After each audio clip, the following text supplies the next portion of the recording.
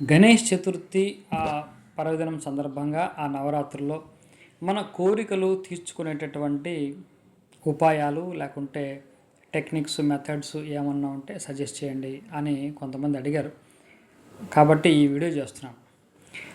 గణపతి మనకు విఘ్నాలు తొలగించే దైవం అని ప్రధానంగా చెప్తారు కదా. ఇది ఒకటి చాలు, మనకు విఘ్నాలు తొలగాయి అంటే మనకు రావాల్సింది వస్తుందని దాని అర్థం. మనకు రావాల్సింది రావట్లేదంటే విఘ్నాలు ఏదో ఆటంకం కలిగిస్తున్నాయని దాని అర్థం.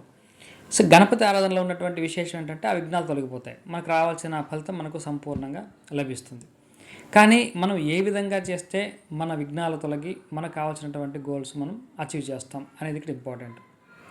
అసలు గణపతి ఆరాధన లేకుంటే గణేష్ చతుర్థి రోజు మనం చేయాల్సింది ఏంటంటే ఒక గోల్ సెట్ చేసుకోవడం చాలా ఇంపార్టెంట్.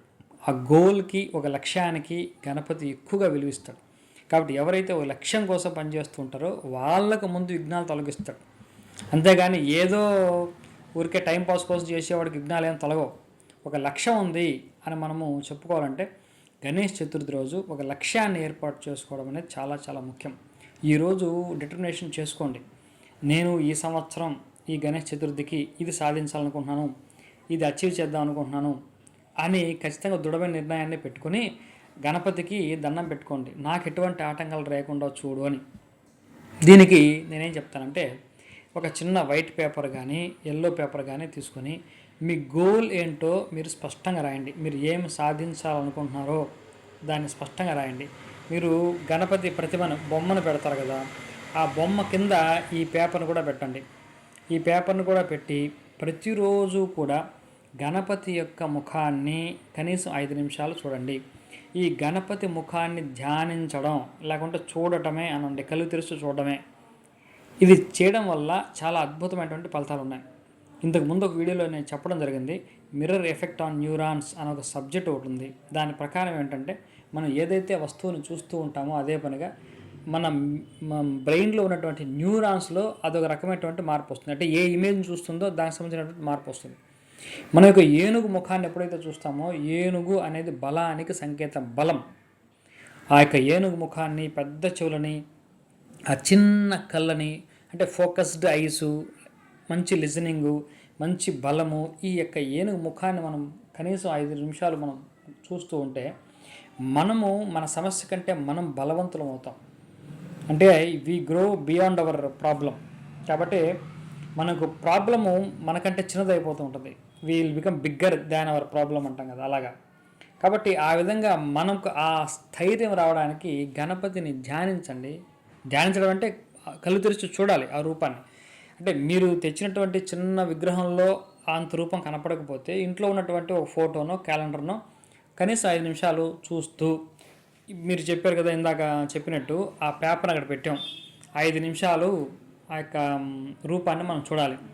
ఆ తర్వాత గణపతి మంత్రం ఏదో ఒకటి, గణేశాయ నమః, శ్రీ మహాగణాధిపతయ నమః, ఏదో ఒకటి, గం గణపతయ నమః, ఏదో ఒకటి మంత్రాన్ని కనీసం 100 నిమిషాలు జపం చేయండి.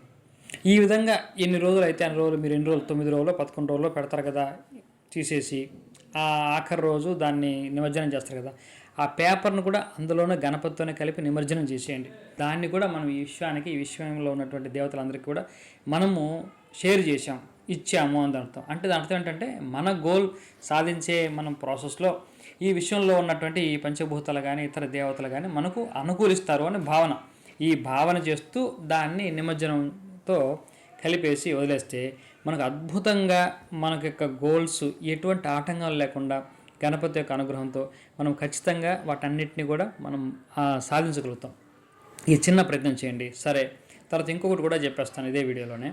ఇంకొకటి ఏమిటంటే గణపతికి సింధూరం అంటే చాలా ఇష్టం. గణపతి తత్వము హనుమత్ తత్వము చాలా దగ్గరగా ఉంటాయి. కాబట్టి చాలామంది సింధూరం అంటే హనుమంతుడు గుర్తొస్తాడు, గణపతికి కూడా సింధూరం ఇష్టం. అంటే త్యాగరాజ స్వామి కీర్తనో కాదో తెలియదు, త్యాగరాజ స్వామి రాశాడని కొంతమంది, రాయలేదని కొందరు అంటారు. కానీ గణపతిని కీర్తిస్తూ ఆంజనేయ అవతారం అని సంబోధిస్తూ ఉంటాడు. కాబట్టి ఆంజనేయ స్వామికి గణపతికి చాలా దగ్గర సంబంధం ఉంటుంది.